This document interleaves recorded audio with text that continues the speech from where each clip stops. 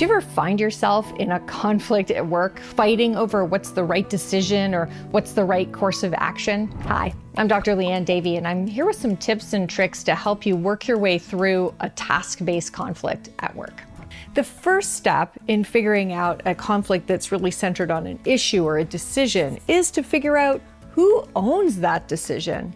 It's amazing how much more effective we could be if we were clear on who's responsible for making the decision. If you're responsible for making the decision, I want you to think differently about the conflict that you're in. So first of all, you should be thinking about my job as the decision maker is to make sure I've heard as many options as possible.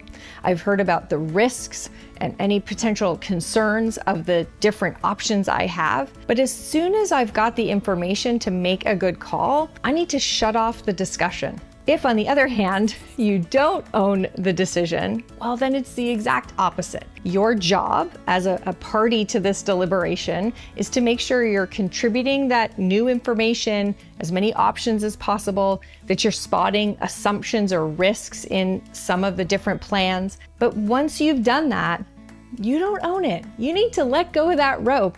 That's a situation where you want to leave it to the decision maker to make the call. Now, there's a third possible scenario, which is who knows who owns this decision? And in that case, I would really encourage you to stop the conflict, stop the deliberations, and actually go find out, escalate to find out who owns the decision.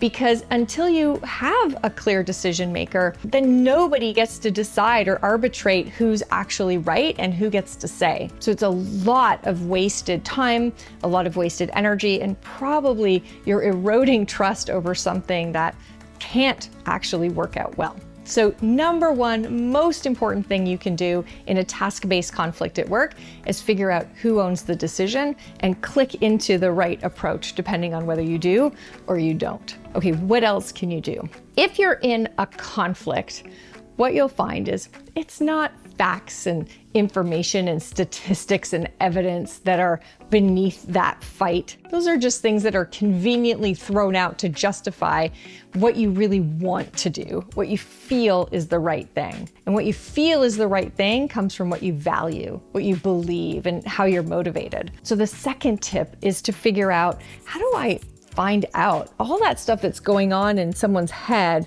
but's not being said? A great way to do that is to ask the question, what would a good solution need to look like for you?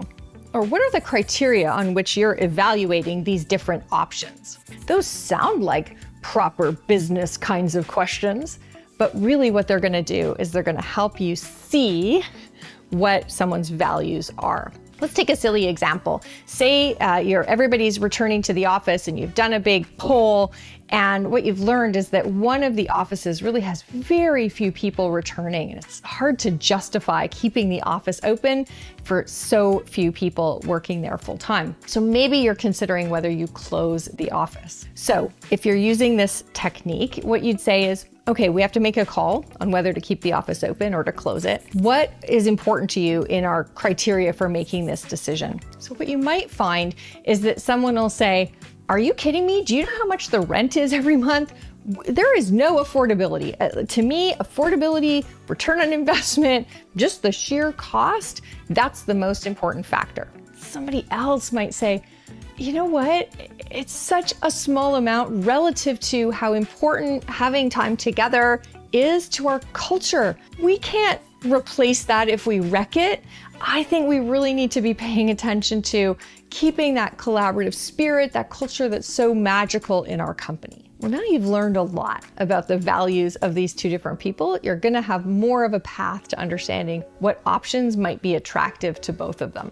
A third strategy you can use is to ask about stakeholders that maybe you don't understand. In this office decision, one stakeholder that you might not have considered yet is the landlord. You may know nothing about your relationship with the landlord or your lease or anything like that. So you could say, hey Joe, you're the CFO, you own real estate. Do you have a sense of whether we have an option that's a lower cost option? Could we sublet some of the space and make it more affordable? So by calling out different stakeholders, different parties to the decision, like the landlord in this case, you're gonna open up the possibilities.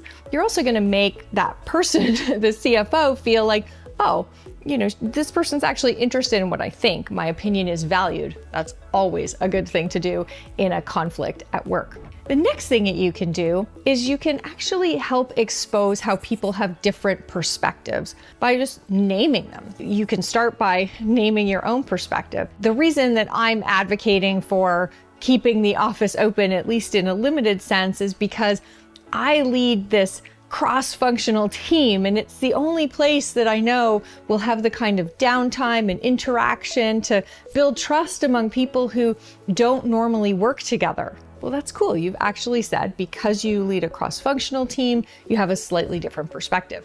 Now, ask for perspectives of others. I can't really think like somebody who runs one of our P&Ls. So, hey, Frank, I'd love to hear, how does this look differently, thinking about it from your P&L perspective? It's another great way of bringing in the constructive, important, valuable, different perspectives on a problem and making it feel a lot less like a fight. Another key strategy here, sometimes when I listen in on fights going on in teams, I notice that there's a difference between the people who are fighting about what needs to be done and the people who are fighting about how it needs to be done. Ultimately, you want to put those what needs to be done decisions ahead of how it needs to be done. Sometimes if you can just say, okay, as I'm listening to you, I'm hearing a few things that are important about how we implement that. So if we're going to close the office, how much lead time we have, how we support people to set up good remote working spaces. I hear all of that. Let's make a call on, whether we keep the office open or close it first. But let's take note. Let me just add in this parking lot some of the great points you've made about how we might implement that decision if we do. It's amazing how often, if you can make people feel heard and understood and valued in their concerns and risks about how a decision is implemented, how much more likely that they will be to be open to ultimately what's the right business decision. That applies in just so many cases. So helping to separate out, here's what we need to decide, and here's how we could implement that decision in a way that's consistent with all of our values. This is a great place to call back to the criteria you talked about earlier. Maybe what it is we need to make the decision based on affordability, but then we need to come back to Hannah's point about culture and how we keep that culture going in how we implement the decision. Is that possible? Does it make sense that we can kind of separate out what we decide versus how we implement it? I find it's incredible how often, if you just make that clear that we need to make the decision about what we're going to do based on what's really best for the business, but there are so many options and ways that we could implement the decision that would help us cover off some of those other things that other people around the table really value. So those are 4 things that can be super useful. Number 1, know the decision maker and know your role relative to that. Either you own the decision and it's about making people feel heard and understood and then being decisive, or you don't own the decision, and then it's a case of contributing, making sure you share unique perspectives, spot any risks, but then zip it and throw your weight behind making the solution successful. So that decision making is the most important step 1. Step 2, get the values that are in the conflict instead of them being kind of under the table and things nobody's really talking about. Get them out by talking about what are the criteria, what does a good solution need to look like for you. Then step 3, you can bring in different perspectives, different stakeholders. You can bring a lot more options to the table, a lot more understanding, validation of one another's different views.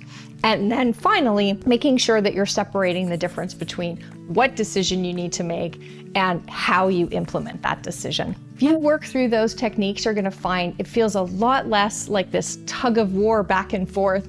There's a lot more oxygen in the conversation. It's a lot more like problem solving and a lot less like fighting. That's it for me. I'm Dr. Leanne Davey, here to help you get the team that you deserve.